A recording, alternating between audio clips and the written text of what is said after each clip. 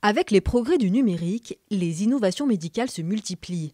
Elles naissent souvent au sein de structures publiques qui font le lien entre la recherche universitaire et le monde industriel. L'Institut Carl Nostar, c'est une structure de recherche publique voulue par l'État qui a pour vocation de faire en sorte que la recherche publique soit utilisée au bénéfice des industriels pour leur développement en R&D. On est sur le niveau de la recherche encore un peu fondamentale jusqu'à la preuve de concept.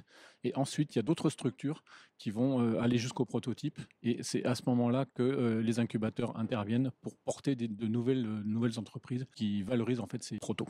C'est le cas d'Impulse. Depuis sa naissance en 2000, l'incubateur interuniversitaire a contribué à la création de 126 entreprises innovantes, parmi lesquelles Anapix Medical. La start-up a créé une application permettant de détecter les mélanomes à destination des professionnels et du grand public. Les dermatologues sont très contents d'avoir cette expertise complémentaire sous forme de deuxième avis. Pour le grand public, on a une deuxième application qui s'appelle Le Vilain Petit Canard et qui permet de trouver les lésions à risque parce qu'elles sont originales pour une personne donnée.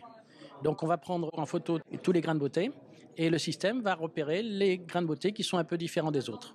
Autre innovation avec Whitmonkey, la start-up a mis au point une puce pour détecter les troubles du rythme cardiaque, un dispositif qui tient dans la poche. Whitmonkey a développé un mini-enregistreur de l'électrocardiogramme de surface qui permet en fait une mesure, non plus en plaçant des électrodes sur la poitrine, mais en venant simplement placer en fait les doigts sur un dispositif au format carte bancaire.